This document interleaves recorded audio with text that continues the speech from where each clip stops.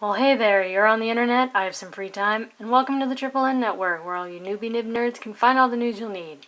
Let's look at an ink today, shall we? Now, today's ink is by Sheaffer from their Skrip series, and I actually only have it in cartridges, personally, but when it comes in a bottle, the bottles generally look like this. Of course, it would be purple instead of red. Sheaffer Skrip Purple. All the tests were done in this Sheaffer 100 with a medium nib. And I'd say everything about this pen is middle of the line. Not overly wet, not too dry. It's not a broad medium, it's not a fine medium. It's the most medium to ever medium. Check out the chromatography, which is very simple. Now this one is how you're supposed to do chromatography. You put a drop of ink, dunk it in the water, let it move the particles up through the filter. And as you can see, there's a little bit at the bottom, but sort of a steady band all the way up to the top where it gradually gets darker and darker. Not a lot of facets to this, it's just purple. And then lately I've been letting it dry to see if that'll affect it. And it really doesn't much. It's slightly darker down at the bottom, but then everything else is much the same. I compare it to some other purples I had. So up here is Sheaffer Skrip Purple. Next is Private Reserve's Purple Mojo, Parker Quink Purple, and Noodler's Purple, which I feel like if you look at Noodler's Purple, it's much more of a red purple. But yeah. So top down in density, Clairefontaine 90 grams per square meter. 6 seconds to dry, really not too bad. As you can see, this is a pretty light purple. It's not, I really don't know how to describe it. It's not like a light purple in the sense of like Easter pastel M&Ms or whatever. It's just light, and it is a little bit thin, but not terrible. You do get some shading. Dry times were fairly decent for a medium. Everything was real good here. No bleed, feather, spread, no sheen, no echo. So the color's kind of flat. I personally don't find it terribly inspiring, but it's a perfectly good purple. Dyed the page, and most of it is gone. That would be difficult to recover. But yeah.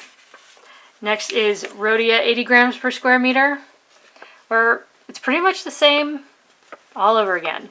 6 seconds to dry, good shading, no bleed, feather, spread, no sheen, no echo, generally well behaved. Yeah. Dyed the paper a tiny bit, most of it's gone. Here it did get a little patchy, but yeah.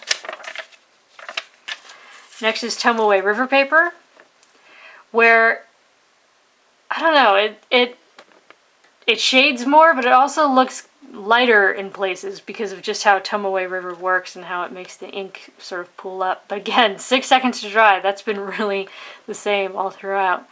You do get a bit of a halo effect. Here there's no bleed, feathering, or spread. No sheen. There may be some echo because this is very thin paper, but even still it's not too bad, except maybe in the scrubby where I really laid it on, but that's me trying to do that, so. Yeah, I feel like the color lost some of its vibrancy, but I think that might be just because of some of the thinness. And that is completely gone. That is very, very gone in the water test, so.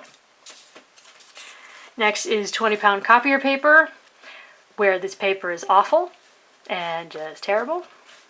3.5 seconds to dry.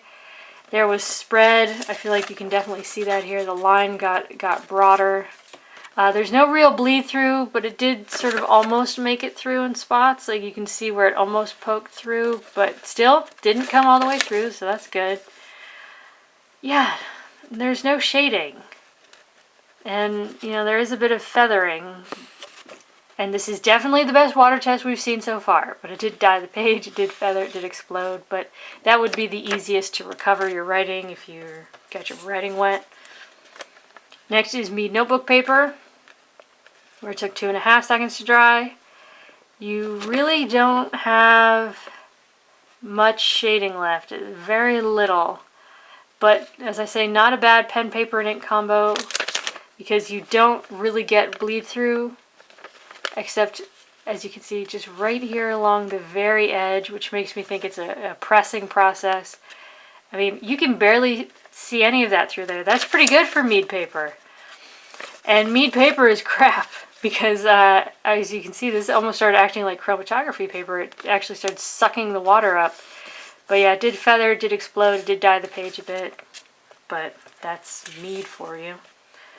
And here's Moleskine Notebook Paper, and this is the freakishly well-behaved Moleskine Notebook Paper, so many grains of salt. 6 seconds to dry, so we're back to the 6 seconds thing. You do see some shading. It does look a little thin in places, but you do get almost a halo effect. Yeah, it's gone. You know, there's no bleed, there's no feather, there's no spread, there's really not much echo. It's generally well-behaved. So, there you go. It'll look like that. But today it looked like this. Sheaffer Skrip Purple. Perfectly good ink. I'm just not the biggest fan of purple,